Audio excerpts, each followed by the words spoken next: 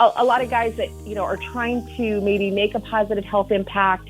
And so they're bringing foods to work with them, and they've got a microwave in the office, and they're heating it up in a plastic bag or a plastic wrap. And we can see the motility, right? Like under a microscope, we can see your sperm like slow down and be really lazy and not have good vitality. So you can only imagine what that's doing to the rest of the hormone receptor sites in the body.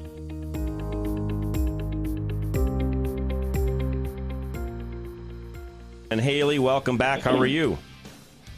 I'm so good. Thanks for having me. Well, we appreciate you joining us. As always, last month you were here. We didn't quite get a chance to get everything finished, so I told everybody we would continue on with our male health or male hormone conversation we had last month, which, by the way, doesn't get talked about a lot openly, especially on radio. So when you mentioned that, a month or so ago, I thought, what, that's a great topic. Let's talk about it. So we started that, but as always, we ran out of time before we got totally finished. And I'll be honest, I don't have exactly the ending point of where we were at, but a recap was, first of all, we men, like women, we go through phases and things in our life that change our hormones just like you do, and we need to make sure we're paying attention to that, and in some cases even getting checked. Correct, Haylie?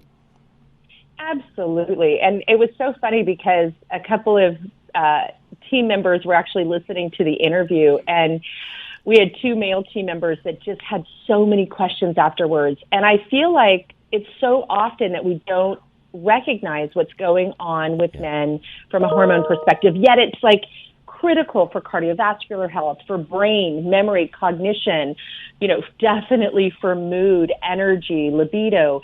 It's just kind of a shame that we don't talk, like to your point, that we don't even talk about. No, we don't. I mean, I talk about everything. So, no, we so in this hour, we get into all sorts of things as well that I feel like at times a lot of other, frankly, a lot of other media and shows just won't cover. This is one of those, though, that I'll be the first to tell you, in all of the years I've done health and wellness, this is the first time with you we've talked about it. Well, let's talk more about it. I mean, they were just asking great questions, and I kind of feel like we still had the mic on, right? Because I went, awesome. So ask me anything, and I'll share anything. I mean, I have been studying hormones in general for over 30 years, but male hormones specifically because, one, definitely in the world of fertility, but cardiovascular and memory and cognition. I mean, it's huge. And when we think about how our body actually takes the cholesterol molecule and manufactures testosterone. Like, people don't even put those two together, right? They go on these statin drugs, and they don't even think about male bone density, male cognition, male energy, the ability to lay down muscle. It's like you got to have a six-pack and not a pony keg, and it's not about giving a guy testosterone. It's about how the body is metabolizing the hormones and how the hormone receptor sites are or aren't receiving those hormones that are produced. Okay. Haylie, I actually haven't had any male hormones in many, many years. So, this is very fascinating. What would it, with people who basically struggle with, they feel they're not having enough of these effects, what do they do? Do they get a boost of it? Do they take it? Great question. I mean, if you take it in any kind of a supplement form, will your body become basically needy with that and it won't be able to produce it on its own well, or is that not a problem? Right. No, so you do run the risk. There's a lot of the transdermal, or like the roll-on or the creams or even the patches of testosterone, or a lot of guys are getting testosterone injections. And I don't mean like your guys at the gym anymore. I'm talking about your 35, 45, 55, 65-year-old men that are going into their doctor's office and being offered this. The problem is when I'm not 100% against it, but let me tell you, the only time I would use it is after we've exhausted the body's capacity to manufacture their own, because this is what we're seeing. And those of you that have been on hormone replacement therapy, a lot of times they give you this little second drug, right? It's an estrogen blocker. It's Arimidex or tamoxifen. It is a drug that they use during cancer treatment in women with estrogen receptor positive breast cancer, and they're giving it to guys like candy right now because they're saying, hey, I put you on testosterone, right. You're back converting to estrogen, which puts you at a huge risk, men, huge risk, right? So they're giving you an estrogen blocker drug, and I'm going, stop. Okay, the reason why they don't have testosterone is because they can't metabolize it in the first place, which once you metabolize it, it binds to the receptor sites, and then it tells your body to produce more. So you've got to watch those receptor sites, things that block the receptor sites, heavy metal toxins, right? Like, for a long time, it was kind of hippy-dippy, kind of trendy to talk about like mercury toxicity and things like that. Right. Well, now, just like we have carcinogens, we have known obesogens that actually block lipid metabolism of sex hormones. So we know for sure in the fertility world that there are chemicals in our paper towels and in our waters. And then the other is plastics, right? You BPA free, yes, all of that's really important, but you've got to really be careful about heating things up in plastic. It can make all the difference in the world. When I'm working with high performance professional athletes, we are looking at plastic exposure, we are looking at heavy metal exposure, we are doing cleanses and detoxes, and we are able to maximize not only their testosterone, output, but how it binds to the smooth muscle. So to answer your question, gosh, guys, don't just take testosterone and an estrogen blocker. That is not going to fix the problem. It might make your labs better, but it is not going to lean you out, and it's not going to make the brain and the energy come back online. But what if it comes in cherry? Okay, what if I really like it? What if I just get hooked on these things? No, well, what about this? Go ahead. Well, pleasure stimulates the metabolism, so the fact that you enjoy what the process, right? But it's you want to work on parts of the body, right, for output and production. So if you are soft in the midsection, you've got to work on how the liver converts fat to energy, right? You just have to, definitely. You're not going to want to hear this probably, but lots of the dark leafy greens, spirulina, turmeric, things that are anti-inflammatory, because inflammation blocks hormone metabolism, and really specifically, it blocks testosterone metabolism. So those are things you're going to want to focus on. And, with men, watch it if you're just given a statin drug. If someone just says, here, take this cholesterol medication, watch your testosterone. You're going to take a nosedive. And we're watching those numbers come lower and lower on the recommendations. So more and more young men are getting put on the statin drugs. Yeah. Hey, Haylie, you mentioned something that's almost universal a little bit ago. You mentioned heating foods in plastic. I mean, how many people have microwaved in Tupperware? Are you saying that is damaging? Don't do it. It is so damaging, especially the plastic wrap. So I've been in the fertility space for a long time, and we're looking not only at sperm count, we're looking at morphology, right? Like, what is the actual structure of the cells themselves. We're looking at activity or motility, and we can do simple things. Like I had a couple cases where a lot of guys that, are trying to maybe make a positive health impact. And so they're bringing foods to work with them, and they've got a microwave in the office, and they're heating it up in a plastic bag or a plastic wrap. And we can see the motility, right? Like under a microscope, we can see your sperm like slow down and be really lazy and not have good vitality. So you can only imagine what that's doing to the rest of the hormone receptor sites in the body. I want to take a really quick break to get you guys some information that I think you're going to need. Hey there, it's Haylie. I have a feeling that a lot of you guys listening to this have got questions. I always say what about, yeah, but, what ifs, and you're not alone in this process. So right now, if you go to HayliePomroy.com/got questions with an S, got questions, I'm going to give you 30 days to check out our membership community. This is where people go to get their questions answered. I'm there, my team's there, and we're here to support you. So why don't you give it a try, see if this is right for you, and I look forward to seeing you there. Two questions. One that just came in. Yeah. Actually, both these came in via messages directly to me. So one came in from a listener. Can you ask Haylie about men taking Clomid, Clomid, to raise T levels instead of TRT? I have no idea what any of that means. Clomid. Right. So Clomid is a gonadotrophic drug that's usually injected or taken to promote ovulation in women, right? We've been using it actually in the the animal industry for a very long time. We use it to stimulate the follicle corpus luteum to release the ovum, the egg, right? Just a little science here. Okay, so whoa. You're saying that stuff that women take to ovulate, guys are taking? Because it's terrible. That's what I said. Well, I mean, if I really want to relate to my wife, because, maybe I feel there's a barrier between us, am I supposed to take this? This just sounds weird. Does it actually work? It's an IVF drug. So what it is it's a gonadotrophin, right? So it stimulates a secretion of a class of hormones called prostaglandins. Remember how I just said inflammation really inhibits testosterone production and testosterone metabolism? It's because inflammation disrupts prostaglandins. So instead of balancing inflammation in the body, what they're doing is they're using a female-derived drug, gonadotrophin, to try to stimulate the body to have a counter hormone production naturally.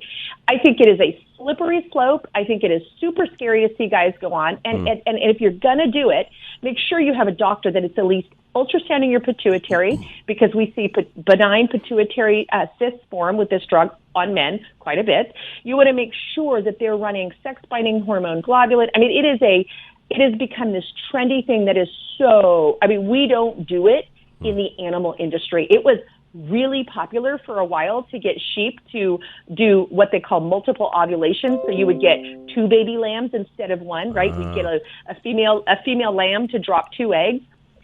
The ASPCA said it's so dangerous to do from an animal health perspective, and now it's trendy in guys. So not my favorite therapy. Yes, I've heard of it. Okay. Well, Haylie, I guess I can't relate to my wife. Okay, I'll go forward. You can. Yes, you. What do you mean? I gotta listen, or what? Yes, you have to, I was gonna say you have 2 ears and 1 mouth for a reason, my friend. I know, but listening listening feels so unnatural. I think this Clomid idea might be the way to go.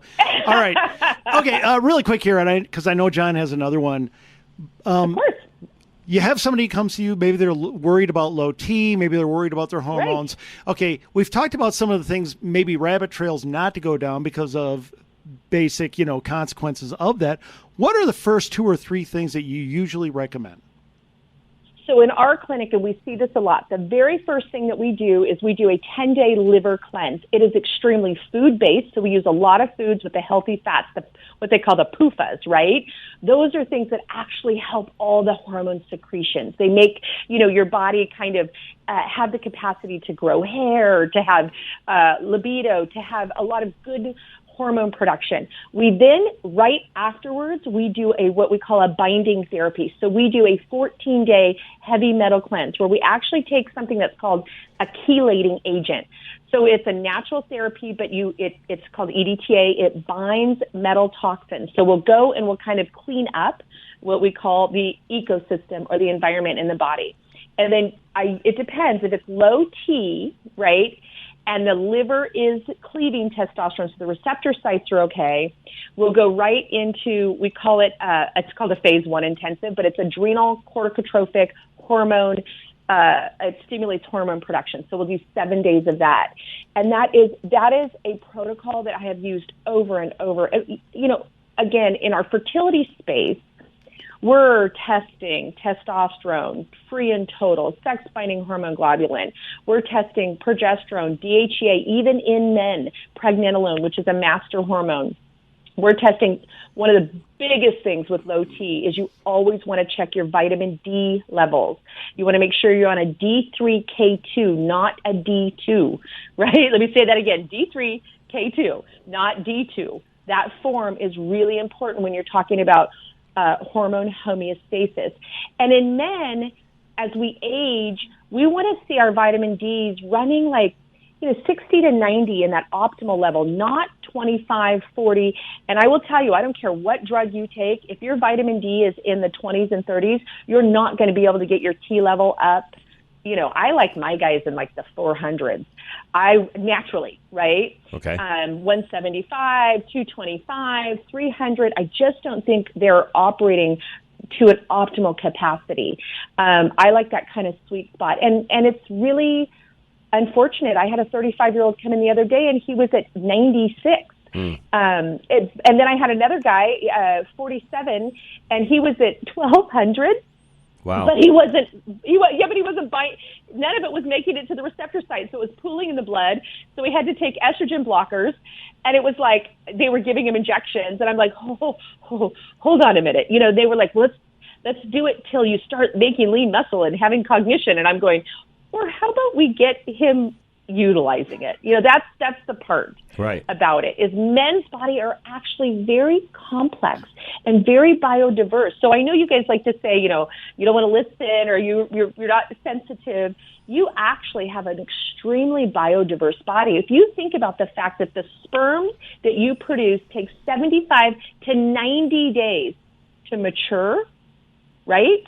We ovulate once a month. We're a lot faster than you guys. It takes 90 days for most men. The earliest we see is in the 75 days to mature one sperm. So there's a lot that goes on hormonally, biochemically, nutritionally that I think we just missed. Okay, makes sense.